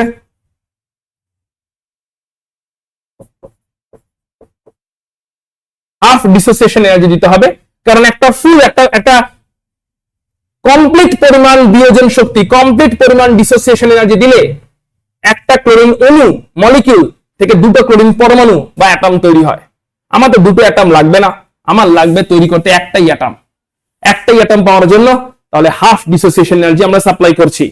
তাহলে হাফ ডিসোসিয়েশন এনার্জি যদি আমরা সাপ্লাই করি, তাহলে একটা ক্লোরিন পরমাণু তৈরি হলো। ওই একটা ক্লোরিন পরমাণু ইলেকট্রন গ্রহণ করবে। ইলেকট্রন গ্রহণ করার জন্য কি যেন শক্তি গৃহীত হয় কি বেরিয়ে যায়? ইলেকট্রন গ্রহণ করতে গেলে শক্তি বেরোয় না ঢোকে? বেরোয়। এটা কি বলে? ইলেকট্রন অ্যাফিনিটি, ইলেকট্রন আসক্তি। তাহলে কিছুটা পরিমাণ শক্তি বেরিয়ে চলে গেল। যদিও এর সাইন হবে নেগেটিভ, যার সাইন নেগেটিভ তাকে পাশে লিখে দিলাম। তাহলে ক্লোরিনটা হয়ে গেল Cl-। বল এবার Cl- Na+ রেডি কি রেডি নয়? Cl- Na+ রেডি কি রেডি নয়? তাহলে এই শক্তির হিসেবটা করা হচ্ছে যে সাইকেলের মাধ্যমে, তাকে কি বলা হচ্ছে? বন্ড হেবার সাইকেল। টোটাল ল্যাটিস শক্তি অবধি হিসাব করব। বল এই অবস্থায় Na+ এর অক্টেট ফুলফিল কি ফুলফিল নয়? Cl- এর অক্টেট ফুলফিল কি ফুলফিল নয়? ফুলফিল হওয়ার পরে এরা এখানে কি থেমে গেছে না NaCl বানিয়েছে? কেন বানিয়েছে? কারণ ওরা কম্বাইন করে যখন যৌগ বানাবে আরো কিছুটা শক্তি বেরিয়ে যাবে, যে শক্তিটাকে বলে। তাহলে এবার এরা কম্বাইন করছে, কম্বাইন করে যখনই এরা NaCl বানাচ্ছে তখন আরো কিছুটা শক্তি বেরিয়ে যাচ্ছে, যেটাকে আমরা বলছি ল্যাটিস শক্তি। এটা হচ্ছে আমি অ্যাড করছি, সবকটা শক্তির সমষ্টিকেই বলা হচ্ছে টোটাল শক্তির পরিবর্তন। এটাকে আমরা বলছি নেগেটিভ সাইন। তাহলে বুদ্ধি করে বলবি NaCl তৈরি হওয়ার জন্য কোন কোন শক্তি লাগলো। ধরলাম NaCl তৈরি হওয়ার জন্য মোট শক্তির যেটা লেগেছে তাকে আমি ডেল্টা HF বলছি। NaCl তৈরি হওয়ার জন্য মোট যা শক্তি লেগেছে তাকে বলছি ডেল্টা HF। F মানে কি? ফরমেশন। তাহলে আমরা বলতে পারি, টার্মগুলোর মানে লিখে নিবি পরে, আগে এখানে দেখে নে। NaCl তৈরি হওয়ার জন্য মোট শক্তি কার কার সমষ্টি, কার কার সামেশন? সাবলিমেশন এনার্জি দেওয়া হলো সোডিয়ামকে গ্যাসীয় অবস্থায় পাঠানোর জন্য, তারপরে আয়নাইজেশন এনার্জি দেওয়া হলো ওই সোডিয়ামকে, আয়োনাইজেশন এনার্জি দেওয়া হলো তারপরে ওই সোডিয়ামকে সোডিয়াম প্লাসে কনভার্ট করার জন্য, তারপরে হাফ ডিসোসিয়েশন এনার্জি দেওয়া হলো ক্লোরিনটাকে গ্যাসীয় পরমাণু গ্যাসীয় অ্যাটমে পরিণত করার জন্য, তারপরে ইলেকট্রন অ্যাফিনিটি ক্লোরিন Cl- হলো, কিছুটা ইলেকট্রন অ্যাফিনিটি পরিমাণ শক্তি বেরিয়ে গেল অ্যাকচুয়ালি, এবং তারপরে ল্যাটিস শক্তি ইনভলভ হলো। এই সবকটা শক্তির সামেশন করলে NaCl এর ফরমেশনের জন্য প্রয়োজনীয় শক্তি পাওয়া যাচ্ছে, হ্যাঁ কি না? এইগুলোর মধ্যে সবাই পজিটিভ, খালি নেগেটিভ কারা কারা? এরা দুজন, এটাও নেগেটিভ আর এটাও নেগেটিভ, এই দুজনের ভ্যালু হচ্ছে নেগেটিভ, এরা নেগেটিভ সাইনে আছে, অর্থাৎ এগুলো শক্তি বেরিয়ে যাচ্ছে, এনার্জি বেরিয়ে যাচ্ছে, বাকিগুলোতে এনার্জি সাপ্লাই দিতে হচ্ছে। তো ইকুয়েশনটা ক্লিয়ার হয়েছে? বন্ড এবার এবার এবার কোশ্চেনের দর্তকে যদি সবকটার ভ্যালু বলে দেয়, কোন একটা বার করতে দেয়, বের করতে পারা যাবে? কি বলে দিলে কোশ্চেন ভালো করে? দু রকমের কোশ্চেন আসবে এখান থেকে। বলবে NaCl এর গঠনের জন্য গঠন শক্তি হচ্ছে একটা দিয়ে দিয়েছে, যেটা কিনা এইটা। সোডিয়ামের সাবলিমেশন এনার্জি দিয়ে দিয়েছে, ক্লোরিনের ডিসোসিয়েশন এনার্জি দিয়ে দিয়েছে, ডিসোসিয়েশন এনার্জি দিলে তাকে আবার হাফ করে নিতে হবে। সোডিয়ামের আয়োনাইজেশন এনার্জি দিয়ে দিয়েছে, আয়ন শক্তি, ক্লোরিনের ইলেকট্রন অ্যাফিনিটি দিয়ে দিয়েছে, দিয়ে হচ্ছে তাহলে সোডিয়াম ক্লোরাইড তৈরি হওয়ার ল্যাটিস শক্তি বের করে দাও, এটা দিয়ে দিয়েছে। মানে যা ভ্যালু দিয়ে দেখবো মাইনাসেই ভ্যালু দেওয়া আছে, ইলেকট্রন অ্যাফিনিটির ভ্যালু যখন দেবে মাইনাসেই দেবে, ল্যাটিস এনার্জি ভ্যালু বের করতে হবে মাইনাসেই বেরোবে, বাকি ভ্যালুগুলো প্লাসেই দেওয়া থাকবে, এই ভ্যালুটা দেখবি মাইনাসে দেওয়া আছে। মাথায় ঢুকেছে? সব ভ্যালু দেওয়া থাকবে, কি বের করতে বলবে? সোডিয়াম ক্লোরাইডের ল্যাটিস শক্তি বের করে দাও। অথবা কি বলতে পারে, সবাই সবকিছু দিয়ে দিয়েছে, দিয়ে বলতে পারে সোডিয়াম ক্লোরাইডের তৈরি হওয়ার জন্য কতটা শক্তি লাগবে সেটা বের করে দাও, টোটাল এনার্জি বের করে দাও। যে কোনো একটা বের করতে বলতে পারে, ঠিক আছে? ইউজুয়ালি ল্যাটিস শক্তি বের করতে বলে, আর এটা হচ্ছে সোডিয়াম ক্লোরাইডের ল্যাটিস শক্তি। এই ইকুয়েশনটার মাধ্যমে আমরা বুঝলাম, আমরা আরেকটা এক্সাম্পল দেখে নেবো যাতে পুরো ইকুয়েশনটা চলছে কেমন করে আমাদের কাছে ক্লিয়ার হয়ে যায়। এবং এই ইকুয়েশনটার মাধ্যমে আমরা বুঝলাম যে কেন তোমার মানে পুরো সোডিয়াম ক্লোরাইড বেসিক থেকে একদম কেমন করে তৈরি হলো, পুরো সোডিয়াম ক্লোরাইডটা একদম বেসিক থেকে কেমন করে তৈরি হলো।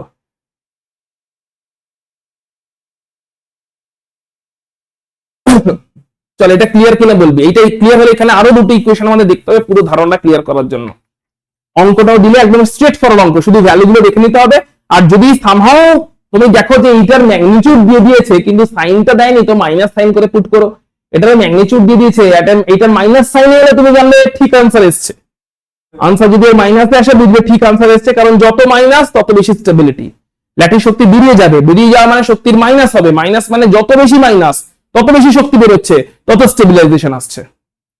এবার তুমি বলো কোন একটা কম্পাউন্ডে স্টেবল হতে গেলে এটাকে মাইনাস হতে হবে না প্লাস হতে হবে? মোট শক্তিকে মাইনাসই হতে হবে, কারণ মাইনাস মানে কি শক্তি কি হলো, মোট শক্তি যদি বেরিয়ে যায় তাহলে স্টেবিলিটি বাড়লো কি কমলো? বাড়লো। শক্তি বেরিয়ে যাওয়া মানে স্টেবিলিটি বাড়া, তাহলে এটাও লিখে রাখতে পারো। এইটা যদি মাইনাসে আসে, এর সাইন যদি মাইনাস আসে, এবার কোথাও দেখলে এটা সাইন প্লাসে আসছে, তার মানে বুঝবে সেই কম্পাউন্ড তৈরি হবে না, স্টেবল হবে না। লিখে রেখে দিও, এটার ভ্যালু মাইনাসে এলো মানে কম্পাউন্ড স্টেবল, স্টেবল যৌগ তৈরি হবে।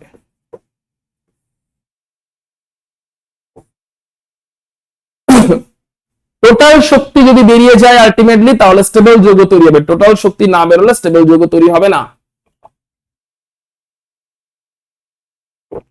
বল ক্লিয়ার পুরোপুরি?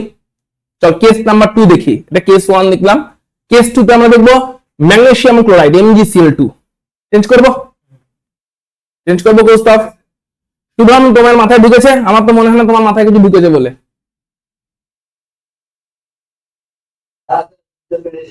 কি জানে, তুই জানিস তুই কি বুঝতে পেরেছিস কি লিখছিস, তুই তো এমনি সামনে বসেই ভুলভাল লিখিস, তুই অনলাইন ক্লাসে যে কেন জয়েন করিস কে জানে।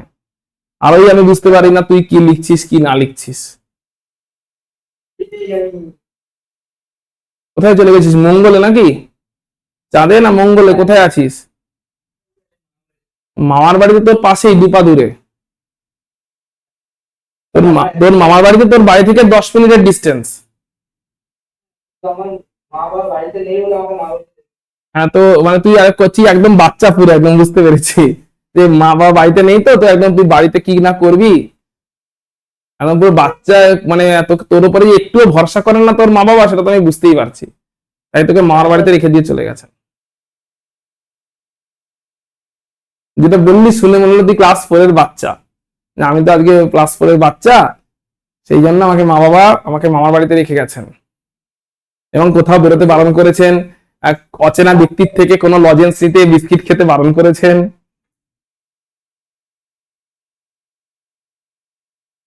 কবে যে বড় হবি তুই তুই জানিস। আচ্ছা, নেক্সট MgCl2 কেমন করে তৈরি হয় দেখবো। তাকে নর্মাল ইকুয়েশনটা দেখে নি। Mg নেব, ক্লোরিন নেব, নর্মাল ইকুয়েশনে MgCl2 তৈরি করা হবে। MgCl2 কিন্তু 1 মোলই তৈরি হবে, 1 মোলের জন্য এদিকে বাকি ব্যালেন্সিং করব। তৈরি হওয়ার জন্য মোট শক্তি হচ্ছে ডেল্টা এইচএফ। এই ডেল্টা এইচএফ এর মান যদি নেগেটিভ আসে, এই ডেল্টা এইচএফ এর মান যত নেগেটিভ হবে তত আমি বলবো MgCl2 স্টেবিলিটি পাবে। ক্লিয়ার? এই ডেল্টা এইচএফ এর মান যত নেগেটিভ হবে তত MgCl2 স্টেবিলাইজেশন পাবে। কোনো ডাউট আছে? আচ্ছা, ইকুয়েশন ক্লিয়ার? এবার চলো এইটা বানানোর জন্য কি কি স্টেপ বাই স্টেপ হয় বলছি। কুইকলি বল, প্রথমে সলিড Mg কে কিসে নিয়ে যেতে হবে? Gaseous Mg। গ্যাসিয়াস Mg তে নিয়ে যাওয়ার জন্য সাবলিমেশন এনার্জি দিতে হবে, হ্যাঁ কি না? তো সাবলাইম করে দেওয়া হলো, সলিড থেকে গ্যাসে চলে গেল, ভেপারে চলে গেল। এবারে বল Mg2+ করতে হবে না Mg1+ করতে হবে? এই Mg2+, Mg2 group 2 element, group 2 element Mg2+ বানাতে হবে। তাহলে কতবার ইলেকট্রন বের করতে হবে? দুবার ইলেকট্রন বের করতে গেলে কতবার আয়নাইজেশন এনার্জি দিতে হবে? তাহলে প্রথমবার আয়নাইজেশন এনার্জি দিলাম, Mg+ হলো, আবার আয়নাইজেশন এনার্জি দেব, Mg2+ হবে। ক্লিয়ার? সবই পজিটিভ, এগুলো সবই পজিটিভ। কেন পজিটিভ হয়ে যাবে? আরে এখানে তো পজিটিভ। আগে দেখ, ভালো করে দেখ, এইটা টোটালটাকে নেগেটিভে আসতে হবে কিনা। এই টোটালটা নেগেটিভ মানে বল, এবার বল এটা পজিটিভ নেগেটিভ, এটা পজিটিভ নেগেটিভ, এটা পজিটিভ নেগেটিভ। ডিসোসিয়েশন সাপ্লাই করছি না, ভাঙার জন্য তো এনার্জি দিচ্ছি, সব পজিটিভ। এইটা এটা এটা সবকটা, আর এই দুটো, এইটার নেগেটিভ নেগেটিভ ভ্যালু এত বেশি পুরোটাকে নেগেটিভ বানিয়ে দেয়। সবই মোটামুটি পজিটিভ, এটা এটা নেগেটিভ, এই দুটো নেগেটিভ মিলে এত বেশি ভ্যালু তৈরি করে, এত বড় নেগেটিভ হয়ে যায় যে ওভারঅলটা নেগেটিভ হয়ে যায়। এবং সব থেকে বড় নেগেটিভটা হচ্ছে এইটা, ল্যাটিস শক্তি এতটাই স্টেবল, এখানে ল্যাটিস শক্তি এত বেশি, NaCl এত স্টেবল যে ল্যাটিস শক্তি তার এত বেশি, প্রচুর নেগেটিভ ভ্যালু তৈরি হয় এখানে, কারণ প্রচুর শক্তি বেরিয়ে যায় NaCl তৈরি হওয়ার জন্য। এত নেগেটিভ তৈরি হয় যে বাকিরা মিলে যদি পজিটিভে থেকেও থাকে, পুরোটাকে আলটিমেটলি কি বানিয়ে দেয়? নেগেটিভ বানিয়ে দেয়। মাথা ঠিক আছে? সেই মধ্যে যাচ্ছি, বলো Mg2+ রেডি কিনা। এবার Cl2 তে আসছি। এখন বল Cl কটা লাগবে? দুটো লাগবে। আমি কি একটা দেবো না ফুল ডিসোসিয়েশন এনার্জি দেবো? তো ফুল ডিসোসিয়েশন এনার্জি দিচ্ছি, ডেল্টা Hd লিখে দিলাম। সেই জন্য এখানে কিন্তু হাফ ডিসোসিয়েশন এনার্জি লিখলাম না। কেন হাফ লিখলাম না, ফুল ডিসোসিয়েশন এনার্জি কেন দিলাম? কারণ এখানে পুরো ফুল ডিসোসিয়েশন এনার্জি লাগবে, কারণ দুটো ক্লোরিন লাগবে। আমার দুটো ক্লোরিন পেয়ে গেলাম, দুটো ইন্ডিভিজুয়াল ক্লোরিন পেয়ে গেলাম। Cl প্লাস Cl, ক্লোরিন 2 ছিল, Cl2 ছিল, Cl2 ভেঙে গেল, দিয়ে Cl প্লাস Cl হয়ে গেল। Cl প্লাস Cl হলে আমরা 2Cl লিখলাম, Cl প্লাস Cl, দুটো Cl তৈরি হলো, আমরা লিখলাম হচ্ছে 2Cl। Cl plus Cl 2Cl আমরা দেখলাম, Cl প্লাস Cl 2Cl আমরা দেখলাম তৈরি হয়ে গেছে। তাহলে ডেল্টা Hd হয়ে গেল। ফাইন, ক্লিয়ার হয়েছে, মাথা ঢুকেছে? এবারে বল প্রত্যেকটা Cl একটা করে ইলেকট্রন নেবে কিনা। তাহলে দুটো Cl মিলে দুটো ইলেকট্রন নেবে, দুটো ইলেকট্রন অ্যাফিনিটি এখানে ইনভলভ হবে, দুটো Cl মাইনাস তৈরি হয়ে গেল।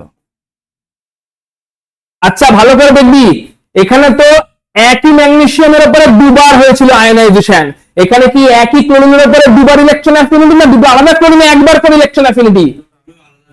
একবার করে ইলেকট্রন অ্যাফিনিটি। একটা ক্লোরিনে একবার ইলেকট্রন অ্যাফিনিটি দিয়ে Cl মাইনাস, আবার একটা ক্লোরিনে একবার করে ইলেকট্রন অ্যাফিনিটি দিয়ে আবার Cl মাইনাস। তাহলে একবার করে দুটো ইলেকট্রন অ্যাফিনিটি, কিন্তু এখানে দুবার আয়নাইজেশন এনার্জি, দুটো আলাদা কিন্তু, ঠিক আছে? এখানে একজনের উপরেই দুবার আয়নাইজেশন এনার্জি দেওয়া হয়েছে, ওখানে দুজন আলাদা সিএল এর উপরে একবার করে ইলেকট্রন অ্যাফিনিটি অ্যাপ্লিকেবল হয়েছে। বল রেডি কিনা এরা দুজনে? এবার এরা কি করবে? কম্বাইন করবে। কম্বাইন করলে কি বেরিয়ে যাবে? প্রচুর পরিমাণ ল্যাটিস শক্তি বেরিয়ে যাবে, যার ভ্যালু হয় অনেক নেগেটিভ। আর ইলেকট্রন অ্যাফিনিটি গুলো নেগেটিভে থাকে, যেগুলো নেগেটিভ লিখে দিয়েছি। টোটাল শক্তির চেঞ্জ তাহলে তাড়াতাড়ি বলবি। টোটাল শক্তির চেঞ্জটা নেগেটিভ হয়, আমি বলে দিচ্ছি আগে থাকতে, নেগেটিভ হয়, কম্পাউন্ড স্টেবল হয়। টোটাল শক্তির চেঞ্জ এখানে নেগেটিভ হয়, কম্পাউন্ড স্টেবল হয়। তো টোটাল শক্তির চেঞ্জ কি হবে বলো? সাবলিমেশন এনার্জি, কার সাবলিমেশন এনার্জি? ম্যাগনেসিয়ামের sublimation energy plus first ionisation energy plus second ionisation energy, magnesium প্লাসের আর কি, সেকেন্ড আয়োনাইজেশন এনার্জি ম্যাগনেসিয়ামের, ফার্স্ট আয়োনাইজেশন এনার্জি ম্যাগনেসিয়ামের, তারপরে ডিসোসিয়েশন এনার্জি ক্লোরিনের, তারপরে দুটো ইলেকট্রন অ্যাফিনিটি ক্লোরিনের, তারপরে ল্যাটিস এনার্জি MgCl2 এর। এটার ভ্যালু হয় এত নেগেটিভ, মানে জীবনে একটাই জায়গা পাবে যেখানে নেগেটিভ হলে ভালো, আর কোথাও পাওয়া যাবে না এটা, যে যত বেশি নেগেটিভ তত বলছি ভালো। তাহলে এইটার ভ্যালু বড় অনেক নেগেটিভ হবে, হ্যাঁ কিনা? তাতে বাকিগুলোতে যদি পজিটিভ হয়ে থাকে আলটিমেটলি এটা কি হয়ে যাবে? নেগেটিভ। তাহলে এটা যদি এই ভ্যালু এতটা নেগেটিভ, মেনলি ল্যাটিস এনার্জি এত বেশি বেরোবে, এত নেগেটিভ ভ্যালু তৈরি হবে যে এটাকেও নেগেটিভ বানিয়ে দেবে, বাকিগুলো হয়তো প্লাস বাট নেগেটিভ বানিয়ে দেবে, স্টেবল হয়ে যাবে। ক্লিয়ার? ক্লিয়ার? মাথায় ঢুকলো কি ঢুকলো না বলো?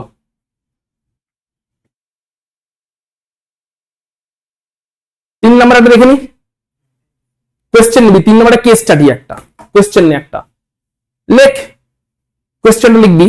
তিন নাম্বারে কোয়েশ্চেনটা লিখবি, লিখে নিয়েছিস পুরোটা? পড়ে লিখে নিয়েছিস? অভিনব লিখেছিস? কোয়েশ্চেন লিখবি, এবার কোয়েশ্চেনটা ভালো করে শুনবি। কোয়েশ্চেন বলছে NaCl ও MgCl2 highly stable, NaCl and MgCl2 highly stable, খুবই স্টেবল, খুবই স্থায়িত্ব, কিন্তু NaCl2 হাইলি আনস্টেবল, অস্তিত্বই নেই। NaCl দারুণ স্টেবল, MgCl2 দারুণ স্টেবল।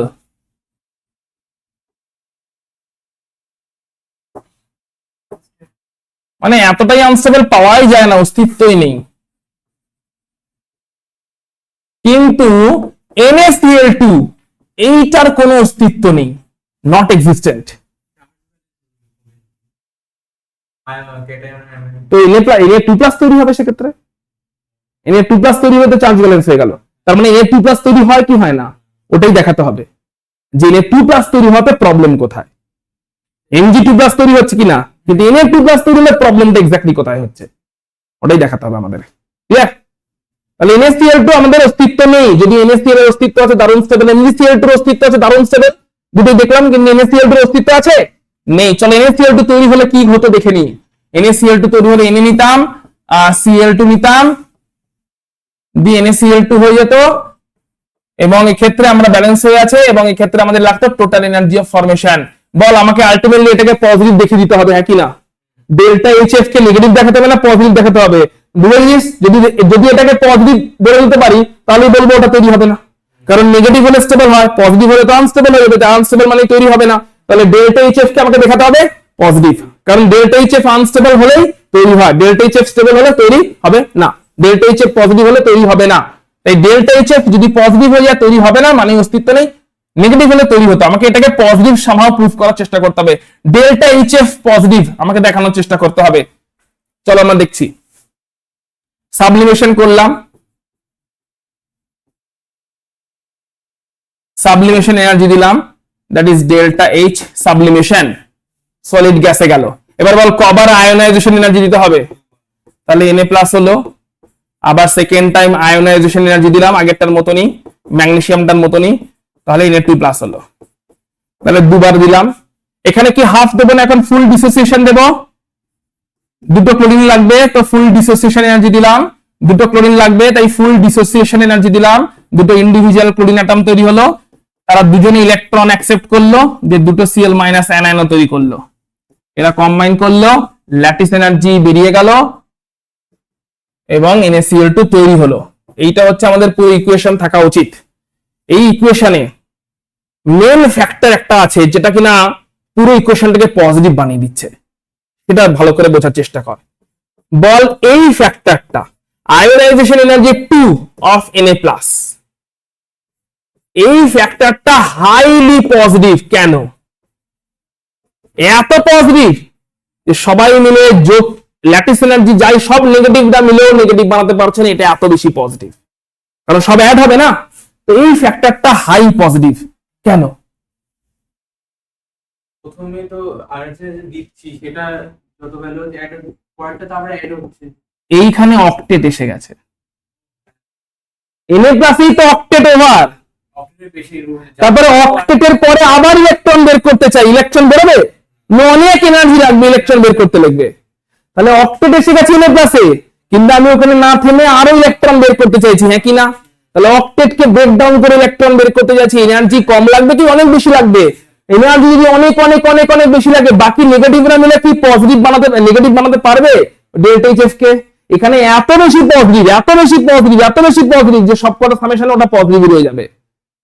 নেগেটিভ ফ্যাক্টর গুলো মিলে আলটিমেটলি নেগেটিভ বানাতে পারবে না। এটা পজিটিভ মানে ওটাও পজিটিভ, এটা পজিটিভ মানে অস্তিত্ব নেই, তৈরি হবে না। ডেল্টা এইচএফ হয়ে যাচ্ছে তোমার হচ্ছে sublimation energy plus first ionisation energy, এগুলো সবই পজিটিভ, প্লাস সেকেন্ডটা খুব খুব খুব পজিটিভ হয়ে গেল, প্লাস ডিসোসিয়েশন এনার্জি, এতগুলো পজিটিভ যাচ্ছে। ডিসোসিয়েশন এনার্জি এইখানে খালি ইলেকট্রন অ্যাফিনিটি একটু নেগেটিভ, ইলেকট্রন অ্যাফিনিটি আছে, ইলেকট্রন আসক্তি এটা নেগেটিভ, আর ল্যাটিসটা নেগেটিভ। এবার এই ল্যাটিসটা নেগেটিভ, ইলেকট্রন অ্যাফিনিটি নেগেটিভ, এই ল্যাটিসের নেগেটিভিটি আর ইলেকট্রন অ্যাফিনিটি আর নেগেটিভিটি মিলে অতটাও নেগেটিভিটি তৈরি করতে পারছে না যে এতগুলো পজিটিভকে ওভারকাম করবে, যেখানে একজন বিশেষভাবে খুব বেশি পজিটিভ। আচ্ছা বলতে পারবি এই মেজর কম্পিটিটর কারা পজিটিভ আর নেগেটিভের মধ্যে? মেজর কম্পিটিটর কারা? মেজরলি নেগেটিভ কে ল্যাটিস, আর মেজরলি পজিটিভ কে আয়োনাইজেশন। তাহলে অলওয়েজ কম্পেয়ার কাদের মধ্যে হবে? Lattice energy. ক্লিয়ার? তাহলে বুদ্ধি করে বল কুইকলি, ল্যাটিস 2 নেগেটিভ কম্পাউন্ড তৈরি হবে? তৈরি হবে। আয়োনাইজেশন এনার্জি 2 পজিটিভ কম্পাউন্ড তৈরি হবে? তৈরি হবে না, কারণ এরাই মেজর কন্ট্রিবিউটার। ঠিক আছে? ল্যাটিস একদিকে, একদিকে আয়োনাইজেশন, এদের মধ্যে একটা টাগ অফ ওয়ার চলছে, যেদিকে যাবে গল্প সেদিকে ঘুরবে। ল্যাটিস যদি বেশি হয়, নেগেটিভিটি বেশি, গল্প ঘুরবে নেগেটিভের দিকে, কম্পাউন্ড স্টেবল হবে। আয়োনাইজেশন এনার্জি যদি বেশি হয়, পজিটিভিটি বেশি, গল্প ঘুরবে পজিটিভের দিকে, লেস স্টেবল হবে বা এক্সিস্ট পাওয়া যাবে না। তাহলে এখানে লিখে রাখো মেইন দুটো অপোজিং ফ্যাক্টর কারা কারা, যাদের মধ্যে তোমাকে কম্পেয়ার করতে হবে। কোন একটা আননোন কম্পাউন্ড দিয়ে দিলে হঠাৎ করে, অপোজিং ফ্যাক্টরস, হঠাৎ করে একটা কম্পাউন্ড দিয়ে দিল, তাদের মধ্যে তুমি কম্পেয়ার করবে। কোন কোন ফ্যাক্টর গুলোতে কম্পেয়ার করবে? একটা ফ্যাক্টর হচ্ছে তুমি নেবে হচ্ছে আয়োনাইজেশন এনার্জি, যে অক্টেট ফক্টেট ব্রেক হচ্ছে না তো, আর একটা নেবে হচ্ছে ল্যাটিস এনার্জি। এটা হচ্ছে পজিটিভ, পজিটিভের মেন কন্ট্রিবিউটার, এটা হচ্ছে নেগেটিভের মেন কন্ট্রিবিউটার। এদের মধ্যে দুটো তাহলে কেস দাঁড়াচ্ছে, যদি আয়োনাইজেশন এনার্জি তার ম্যাগনিটিউডটা বেশি হয়, মানে পজিটিভিটি বেশি, তার মানে আনস্টেবল। আর কেস 2 দাঁড়াচ্ছে, যদি ল্যাটিস এনার্জির ম্যাগনিটিউড বেশি হয়, মানে নেগেটিভিটি বেশি, মানে স্টেবল। তাহলে হঠাৎ করে আননোন কোন কম্পাউন্ড দিলে তুমি এরকম করে বন্ড হেবার সাইকেলের থ্রু দিয়ে, বন্ড হেবার চক্র বা বন্ড হেবার সাইকেলের থ্রু দিয়ে, বন্ড হেবার চক্র বা বন্ড হেবার সাইকেলের মাধ্যমে তুমি এটা ফিগার আউট করে নিতে পারবে। ক্লিয়ার থাকলে বলবে। মাথায় ঢুকেছে? কাদের মধ্যে কম্পেয়ার করতে হবে? ক্লিয়ার যে আমাকে কম্পেয়ার করতে হবে কাদের কাদের মধ্যে। তাহলে আমরা ক্লিয়ারলি দেখতে পাচ্ছি যে আয়রন হচ্ছে 3d6 4s2, 4s থেকে দুটো বেরিয়ে গেল, তাতে হলো 3d6 4s0। স্টেবিলিটি পুরোপুরি পাইনি, কারণ 3d তে 5 হয়নি, 3d তে 5 করার জন্য আরো একটা বেরোলো, তো 3d5 4s0 এখানে হয়ে গেছে, 3d5 স্টেবল হয়ে গেছে। কেন? 3d5 এ হাফ ফিল্ড আছে, তাহলে হাফ ফিল্ড পাওয়ার জন্য স্টেবল হয়ে গেল। এবার স্টেবিলিটি পাওয়ার জন্য একবার বের করলো দুটো, আবার বের করলো একটা। এই ফেরাস ফেরিক দুই রকমের এরা আয়নে দুই রকমের ভ্যালেন্সি দেখালো, যেখানে কিনা ফেরিকটা হচ্ছে মোর স্টেবল। আচ্ছা চলে আসছে এবার কপারের ক্ষেত্রে।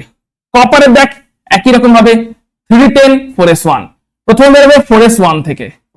4s1 থেকে একটা যদি বেরিয়ে যায়, ভালো করে দেখবি, 4s1 থেকে একটা বেরিয়ে গেল, হয়ে গেল 310 4s0, 310 4s0 কপার প্লাস। তারপরে 310 থেকে আবার একটা বেরিয়ে যায়, দিয়ে হয়ে যায় 3d9 কপার 2 প্লাস। প্রথমে 4s1 থেকে একটা বেরোয়, দিয়ে হয় কপার প্লাস 310 4s0, তারপরে আবার একটা বেরোয়, দিয়ে হয় 3d9 4s0। স্টেবল, কপার 2 প্লাসটা একটু বেশি স্টেবল, যদিও বা মনে হয় কার বেশি স্টেবল হওয়ার কথা, কপার প্লাসের। কেন? মানে ফুলফিল্ড, ওটা ফুলফিল্ড হলে আমরা জানি স্টেবল হয়। কপার 2 প্লাসে মনে রাখতে হবে কপার প্লাসটাও স্টেবল, এমন না যে কপার প্লাস স্টেবল নয়, কিন্তু কপার 2 প্লাস আবার তৈরি কেন হয়, এটা 12 এর চ্যাপ্টার গুলোর সঙ্গে পড়ছিলাম যে কপার 2 প্লাসে যখন এই ফুলফিল্ডের একটা প্রবলেমও আছে। কি প্রবলেম বলতে পারবি? যে কোনো ফুলফিল্ডের একটা প্রবলেম আছে, এটা আমরা পিরিয়ডিক টেবিলে পড়েছি। বল শুভম, কি বলছিস? হ্যাঁ বল। ফুলফিল্ডের একটা প্রবলেম আছে। ফুলফিল্ড মানে একদম ভর্তি, তো ইলেকট্রন রিপালশনও বেশি। রিপালশন থাকার জন্য তখন একটাকে আবারও সুযোগ পেলে বের করে দিচ্ছে, যে জায়গা খালি করার চেষ্টা করছে। একটু হলেও জায়গা ফাঁকা হয়েছে, ওই জন্য বেশি বের করছে না, একটাই বের করছে। এবং এটা সবসময় এইভাবে থাকছে না, খালি অ্যাকুয়াস সলিউশনে এরকম ভাবে যাচ্ছে।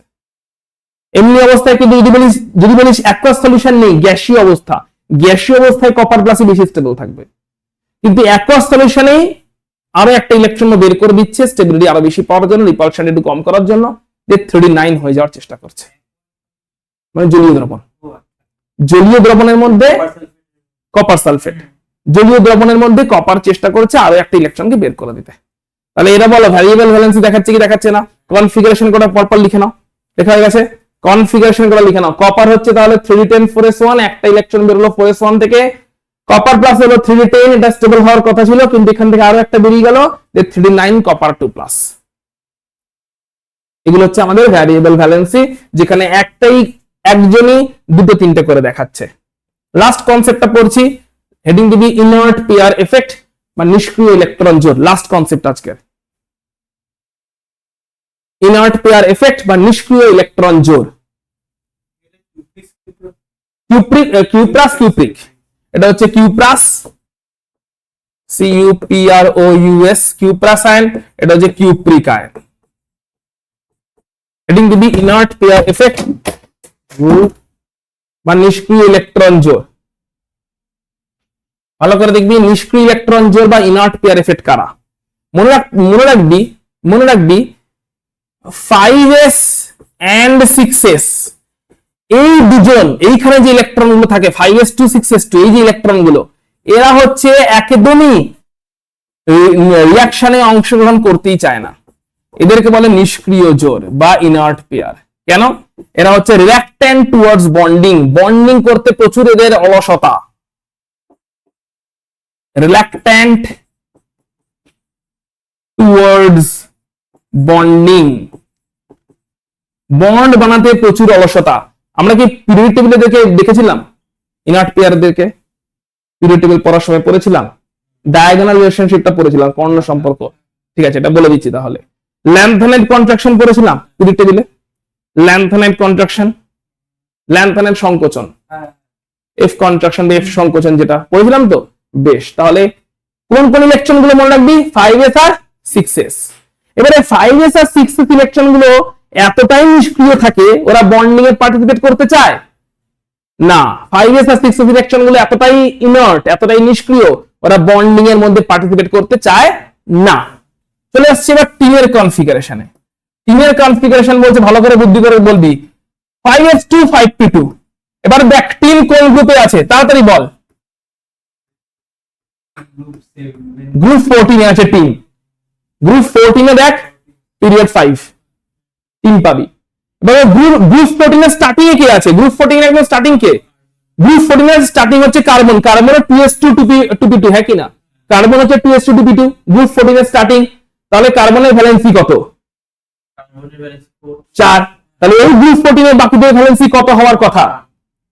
4ই হওয়ার কথা। তাহলে টিনের ভ্যালেন্সি কত হওয়ার কথা? 4 হওয়ার কথা। কিন্তু 4 হতে গেলে বল পুরো সবকটা ইলেকট্রনকে ইউজ করতে হবে কিনা বন্ডিং করতে?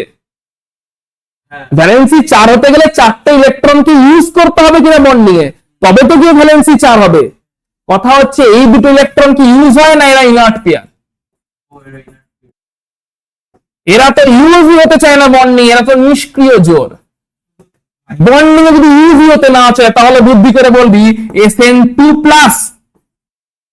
এর কনফিগারেশন হচ্ছে তোর Sn2+, দুজন বেরোলো, তাহলে 5s2 হয়ে গেছে এখন, 5p থেকে দুজন বেরিয়েছে।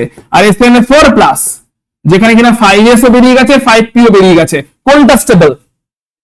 Sn2+। তাহলে যদিও গ্রুপটাতে ভ্যালেন্সি কত, গ্রুপ ভ্যালেন্সি হচ্ছে 4, কিন্তু টিন কত দেখাচ্ছে? +2 বেশি দেখাচ্ছে, যে টিনের +2 হচ্ছে মোর স্টেবল। এবারে কুইকলি কোশ্চেন নিয়ে নিবি, quickly question, SnCl2 and SnCl4, বল কে বেশি স্টেবল? SnCl2 আর SnCl4। SnCl2 অবভিয়াসলি SnCl2 তে Sn আছে +2 তে, SnCl4 এ Sn আছে +4 এ, তো +4 তো স্টেবল না, দেখতে পাচ্ছি। Sn এর কোনটা স্টেবল? Sn+2। তাহলে SnCl2 হচ্ছে বেশি স্টেবল। কেন? কারণ Sn এর 4টে ইলেকট্রনে অংশগ্রহণ করছে। Sn এর কি 4টে যোজ্যতা ইলেকট্রন, 4টে ভ্যালেন্স ইলেকট্রনে অংশগ্রহণ করছে বন্ডিং এ, এরকমটা কার্বনে করে? করছে না। Sn এর মাত্র দুটো ইলেকট্রনে বন্ডিং এ পার্টিসিপেট করছে, 5p2 5s2 দুটো করছে না। করছে না যখন SnCl4 জোর করে তৈরি হতে পারবে না, SnCl2 তৈরি হবে। আর SnCl4 যদি তৈরি হয় বা কি হবে বলতে পারবি কি? ওটা SnCl2 তে কনভার্ট হয়ে যাবে। যদি SnCl4 জোর করে তৈরি করতেও পারি, ওটা সঙ্গে সঙ্গে নিজে নিজেই SnCl2 তে, তাহলে বল SnCl4 এ Sn এর কত চার্জ? SnCl2 তে Sn এর কত চার্জ যেখানে কনভার্ট হয়ে গেল? 2। চার্জ কমলো না বাড়লো? চার্জ কমলো, মানে বল ইলেকট্রন গ্রহণ করেছে না বর্জন করেছে? ইলেকট্রন গ্রহণ করাকে জারণ বলে কি বিজারণ বলে? বিজারণ, রিডাকশন। তার মানে SnCl4 নিজের কি হচ্ছে, রিডাকশন কি অক্সিডেশন? রিডাকশন হলে কেমন এজেন্ট? ক্লিয়ার? জারক দ্রব্য, নিজের বিজারণ হচ্ছে, তাহলে কি দ্রব্য? জারক দ্রব্য। পুরো কোশ্চেন থেকে ঢুকবে, বুঝে গেছে? রিলেটেড কতগুলো পরপর আবার একবার আমি রিভিশন করলাম এই জায়গাটাকে, দিয়ে আমরা শেষ করব। কুইকলি বলতে হবে, লিখে নাও, লিখে নাও। আমরা এটা দেখবো, এরপরে 6s2 দেখবো, শেষ করে দেবো। কেন এগুলো এরকম ব্যবহার করছে? কারণ হচ্ছে Sn দেখ কোথায় আছে, আগে লিখে নিয়ে এটাকে শেষ করুন, তারপরে লিখে নে, তারপরে লেখ। এই 6s2 আর 5s, কারণ হচ্ছে 6s আর 5s যখন বল 5s ভর্তি হচ্ছে, তার আগে কোন অরবিটাল ভর্তি হচ্ছে, লাস্টে লিখে নিচ্ছে ওটা। ডি তে সংকোচন হয় কিনা, আবার 6s যখন ভর্তি হচ্ছে তার ওই সময় 6p এগুলো ভর্তি হওয়ার আগে, মানে 5s আর 5p এর মাঝে 4d বসে আছে কিনা, ফুলফিল আছে লিখিনি। 6s আর 6p এর মাঝে 4f 5d fd এসব বসে আছে কিনা, fd এদের স্ক্রিনিং পাওয়ার কেমন, কম স্ক্রিনিং পাওয়ার, নিউক্লিয়ার অ্যাট্রাকশন কেমন, অ্যাট্রাকশন বেশি হলে ওরা 5s দেরকে ছাড়তে চায় না, 6s দের ছাড়তে চায় না, ধরে রাখতে চায়। যেহেতু কাছে অরবিটাল, তাই ওরা এস গুলোকে ধরে রাখে, কারণ নিউক্লিয়ার চার্জ অনেক বেশি গেছে, কারণ মাঝখানে এমন অরবিটাল ঢুকে গেছে এদের স্ক্রিনিং পাওয়ার খারাপ। এখন 4f ওখানে 5f, ঠিক আছে, দেখা গেল? আরেকবার দেখে নিচ্ছি, চল কুইকলি। তাহলে তিনের 5s2 স্টেবল কি স্টেবল নয়? 5s2 রিঅ্যাকশন করতে চায় কি চায় না? 5s2 চায় না, এরাই নিষ্ক্রিয় জোড় বা ইনার্ট পেয়ার। তাহলে কারা রিঅ্যাকশন করবে? Only 5p2। তাহলে Sn4+ না 2+? কোনটা স্টেবল? 2+ হচ্ছে স্টেবল। তাহলে যদি Sn4+ তৈরি করে, SnCl4 তৈরি করে, Sn4+ তৈরি করেছে, তাহলে Sn4+ Sn2+ এ যেতে চাইবে কি চাইবে না? তাহলে Sn4+ যদি Sn2+ এ যেতে চায়, অক্সিডেশন হচ্ছে কি রিডাকশন হচ্ছে? Electron accept, electron loss, electron +4 থেকে +2 তে যাচ্ছে, ইলেকট্রন গেইন হচ্ছে না লস হচ্ছে? গেইন হচ্ছে। গেইন মানে অক্সিডেশন না রিডাকশন? রিডাকশন মানে নিজে কেমন এজেন্ট? অক্সিডাইজিং এজেন্ট বা জারক দ্রব্য। তাহলে SnCl4 কেমন এজেন্ট? দারুণ জারক দ্রব্য, অক্সিডাইজিং এজেন্ট। ক্লিয়ার? সেম যদি 6s এর জন্য যাই, 6s টা হচ্ছে লেড, SN এর নিচেই দেখ আছে লেড, পিবি। বল তাহলে 6s2 হবে তো, কিন্তু 6s2 কি রিঅ্যাকশন করবে? 6s2 রিঅ্যাকশন করতে চাইবে না, কারণ এটা হচ্ছে তোমার নিষ্ক্রিয় জোড় বা ইনার্ট পেয়ার, তাই তো? তাহলে কে করবে?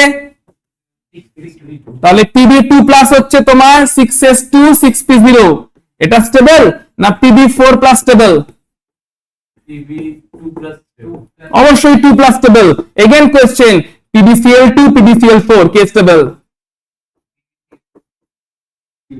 PbCl2 PbCl4 কে স্টেবল? PbCl2 stable. PbCl4 যদি তৈরি হয় কিসে তৈরি হয়ে যাবে? PbCl2 তে কনভার্ট হয়ে যেতে চাইবে, হ্যাঁ কি না? এবং এটাকে কি বলি আমরা? এখানে বিজারণ হয়েছে, তাই তো? তার মানে এটা কেমন দ্রব্য? Oxidising agent. ওকে, পড়ে গেছে তো? 5s 6s একই রকম ভাবে বিহেভ করছে তো? ইনার্ট পেয়ারের রিজনটা ক্লিয়ার হয়েছে? নেক্সট ক্লাসের হেডিংটা দিয়ে রাখবি নিষ্ক্রিয় জোড়ের কারণ। আমরা কারণটা একবার লিখে নেব, দিয়ে আমরা তারপরে পার্টটাতে মুভ করবো। নেক্সট মানে কালকের ক্লাসে আমরা মোটামুটি সমযোজ্যতা শুরু করে দিচ্ছি, আর একটা দুটো জিনিস বাকি আছে করে নিয়ে সমযোজ্যতা শুরু করে দেবো। ওকে, কালকের ক্লাসের হেডিং দিয়ে রাখো নিষ্ক্রিয় জোড়ের কারণ। হেডিং থাকবে হচ্ছে নিষ্ক্রিয় জোড়ের কারণ বা reason for inert electron, reason for inert electron বা নিষ্ক্রিয় জোড়ের কারণ কালকের ক্লাসে হেডিং থাকছে। আর কালকের ক্লাসে আসার আগে প্রত্যেকে আজকে যে বন্ডিং এর ভিডিওটা গ্রুপে পাঠিয়েছি ক্লাস 10 এর রিভিশন, ওটা দেখে নিও, কারণ ওখানে সমযোজী বন্ধনের বেসিকটা পুরো দেখানো আছে। তো বেসিকটা নিয়ে বেশিক্ষণ ডিসকাস করবো না, যেটা ক্লাস 10 এ পড়েছিলে, একেবারে 11 এর পয়েন্ট অফ ভিউ থেকে শুরু করব।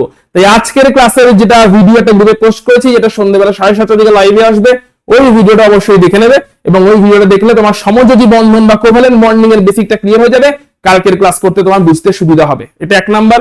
কালকে এক্সাম থাকছে আফটার দ্য ক্লাস, এন্ড কালকে আমার ইচ্ছা আছে অ্যাজ সুন অ্যাজ পসিবল ক্লাসটা শুরু করে দেওয়ার। লাইক 9 o'clock আমি টার্গেট নিয়ে চলছি। মোটামুটি 9 o'clock এর আশেপাশে আমরা ক্লাসটা শুরু করে দেবো। 9 to 11 ক্লাস হবে, 11 থেকে 12 এক্সাম থাকছে কালকে। ক্লিয়ার? 11 থেকে 12 বা 12:30 একটাই চ্যাপ্টার থাকছে। কত মার্কসের কোশ্চেন পেপার দেখে আমি কতক্ষণ টাইম দেবো সেটা ডিসাইড করে নেবো। সো কালকে মোটামুটি তোমরা 9টার দিকে চলে আসার টার্গেট রাখো, বন্ডিং এর পোর্শনটা পড়ে এসো, যেটা কিনা ভিডিওতে পোস্ট করছি। শুধু ভিডিওটা দেখে এসো, 1 ঘন্টার একটা ভিডিও আছে, ওই ভিডিওটা দেখে এসো, যাতে তুমি বন্ডিংটা ক্লিয়ার করে নিতে পারো। কালকে শুরু করবো আমরা কোভ্যালেন্ট বন্ডিং, এবং কোভ্যালেন্ট বন্ডিং এর অ্যাডভান্স পার্ট থেকে ডাইরেক্টলি শুরু করতে পারবো, বেসিকটা আর বেশি ঢুকবো না। ঠিক আছে, চলো তাহলে আজকের মতন প্যাক আপ করো।